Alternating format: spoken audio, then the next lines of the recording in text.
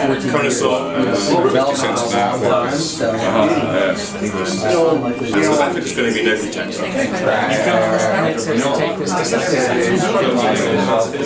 And we get a break. Yes, that'd be excellent. Well, do you enjoy the process? Like, do you prefer sort of the vineyard? Sam Neill, actor, famous worldwide. How would you feel if someone stopped you on the street and said, "Oh, you're Sam Neill, the producer of Two Paddocks Wine"? They do that very often. Very often. I'm always incredibly flattered because I couldn't think of a better product to be associated with. Do any of your friends know that you make wine? They all know that I make wine, and they press very hard on my generosity as a result. As a result, you don't really make a lot for sale. It's mostly for giveaway, is it? No, it's absolutely.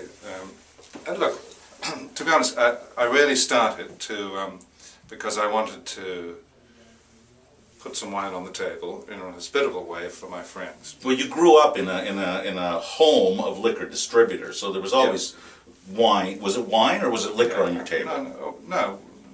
My parents were wine drinkers, really. Well, I think, actually, come to think of it, they probably had a gin before dinner, but but they always drank wine. But I wanted to produce wine for my friends. I love having friends around the table, and to put a bottle of my own wine on the table was my dream. So I planted a small vineyard, 5 acres, and I became increasingly excited about this, and I realized that what I wanted to do was to actually make a great wine, and that's what I've been involved in for the last. I first planted in '92, and ever since then we've been making. What drove you to Pinot Noir? Well, like Pinot Noir, everybody who makes Pinot Noir wants to make great wine, but a lot of people are frightened by Pinot Noir. Did you have a eureka moment with Pinot Noir? Well, they should be frightened because it's the heartbreak grape, and it's the most difficult thing to make.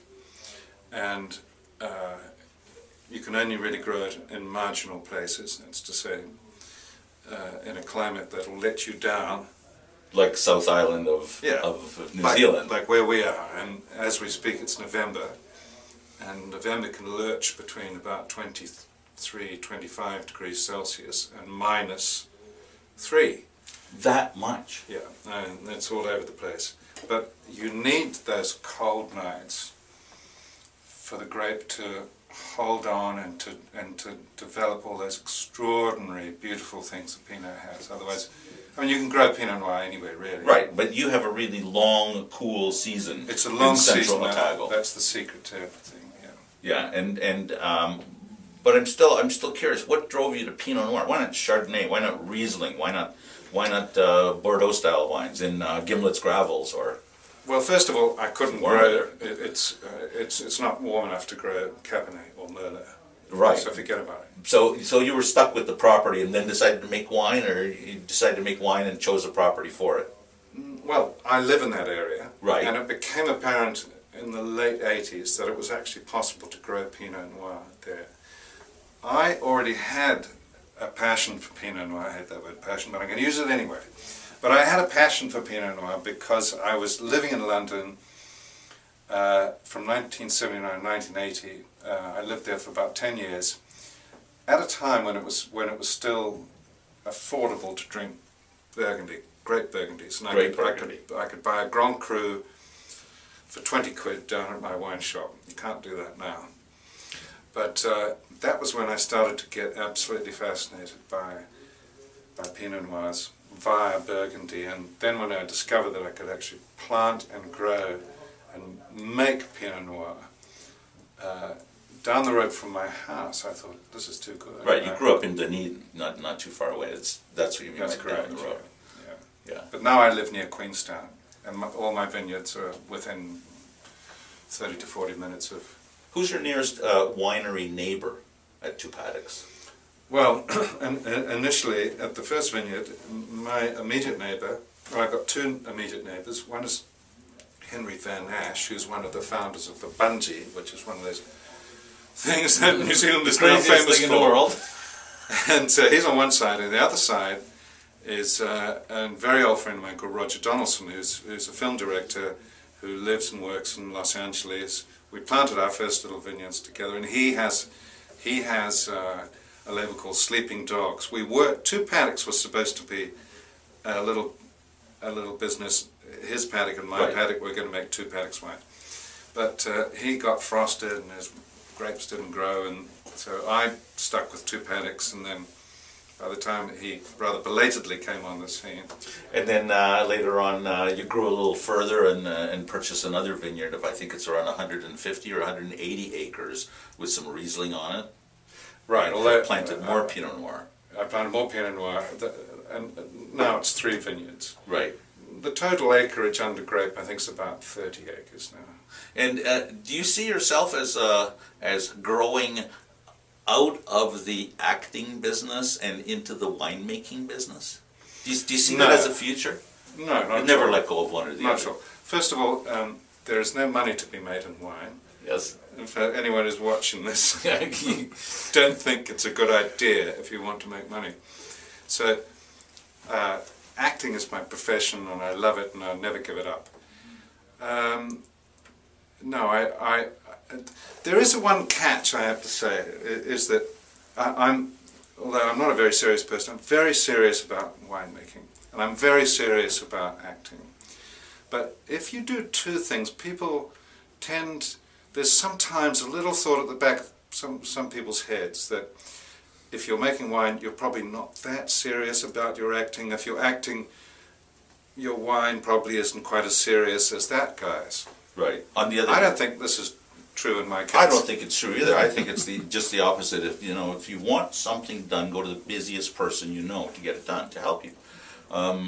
People who do a lot want to do more. They want everything, and I suspect that you're like that. You want to do everything in life, but you've just limited yourself to a couple of things. Yeah, I think that's very well put, actually. Do you actually make the wine? Do you get your feet in there and crush those grapes and play with them? Or do you have someone to look after it and you're the gentleman farmer? Look, it's a bit of both. But I have to say, first of all, that no feet come anywhere near the wine of Two Paddocks. I got a lot of ladies are going to be terribly disappointed in hearing this. No feet involved at all. But I'm at the winery. My winemaker, who's a very talented man called Dean Shaw, is nice enough to he doesn't defer to me, but he refers to me when he's making decisions. Sure. And I certainly defer to him because the truth is he knows a great deal more about it than I do. But we see eye to eye on things, and there are decisions that have to be made between us, and I enjoy that. Now you learned to drink great Burgundy in Britain. You've learned to make great Burgundy-like wines in New Zealand, but you work all over the world. You've worked here a fair amount. You've worked here recently on a film called The Vow. You worked in British Columbia for many months at a time. How often do you get a chance to taste Canadian Pinot Noirs and Canadian wines in general? Look, I have to be a little bit cautious about what I say here because I would say that my knowledge of Canadian wines is not as extensive as I'd like it to be. I'm a very big fan of Canadian Rieslings. I love them, particularly from the sort of Niagara region. I think it's fantastic Rieslings, and I also think that Riesling is one of the great underrated grapes, and I'm really happy to see it grow well and with enthusiasm as they do there. I've probably only had 2 or 3 Canadian Pinots that I was very keen on, and I've had some I really wasn't keen on at all. So I don't want to be critical, but I think you're being honest, and I think that is where the industry is now, where there are a lot that are not really there yet, and a few that really are. So I appreciate that. I mean, it's becoming apparent that Canadian winemaking is coming on with leaps and bounds. So I do anticipate great Pinots coming out of this country. This will happen, Undoubtedly. So you also mentioned Riesling. So let me ask you a couple of quick questions. Riesling, Alsace or Moselle? Alsace. Alsace, for the dryness, for the richness, For the lack of sweetness. Okay. Yeah. Okay. And not least, I kind of understand the labelling. Okay.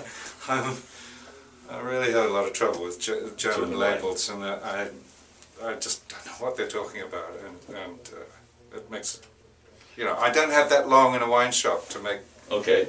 informed decisions. Okay, you've got a wine list. There are 2 selections on it, and you have to make a choice: Champagne or Bordeaux. At what point of the dinner are we talking about? That's your choice. Okay, it's Bordeaux. It's Bordeaux. So you prefer a dry red to, say, a sparkling white. Interesting. Okay, Bordeaux or Burgundy? Burgundy. Burgundy, no question. Chardonnay or Riesling? Riesling. Screw cap or cork? Screw cap every Talk time. a little bit Screw about the cork. that. Screw the cork. Thank you. You bottled your first 3 vintages in cork, and are any of them still drinkable? The ones that had good corks, but a lot did not. So bottle variation existed. Yeah, and it. I mean, here's the tricky thing about corks. By my estimation, 20% of my 99 was corked. Now, I sent samples back to the cork company, and they denied everything. I didn't want to be compensated. I just wanted them to say, you know what, you might be right, and we'll do better. Sorry. We'll do better next time. No, they just absolutely flatly refused to accept that there was any possibility that I had any bad corks. Now, I know there were bad corks. If it's a corked wine, that's obvious. Then you can send it back. But it's that sort of slightly tainted wine. No fruit, not really sure. Yeah, you think, no, I don't really like Two Paddocks. But And actually, that's your you reputation. don't like the damn cork, is what it is. So, from 2000 on, from 2001 on, it was screw caps, and I would never want to see the back of another cork, let alone one of my bottles. And finally, of all the vintages you've made that are under screw cap from 2000 through to 2009, you the 2010 Stone Tank. Which is your favorite, and why? Well, look, 201 and 202 were outstanding, and then 06 and 07, I'm very fond of those. And 07's just come into its own now. So, and we didn't think it was going to be all that terrific, but it's come on like in leaps and bounds. All of those screw cap wines are still drinking very well, and some of them still have secrets to reveal. I'll bet. But this 209, I've just tried it for the first time today, and I'd have to say I'm rather thrilled. Well, I heard that you had quite a bit of difficulty with 2009, very short crop. You lost a bit of I grape? lost 50% of all my crop. 50%. Is that why this one's more concentrated? What period in the year did you lose it? In the early part? November, exactly So- this time. So at the very beginning of the harvest, not at the end of it. It was like, there was a main vineyard, and it was like God got a big frost bomb We're talking and threw spring frost, directly at my vineyard. No one else in the area Yeah. got affected. It was just bang, me. And I don't know what I did wrong that year, but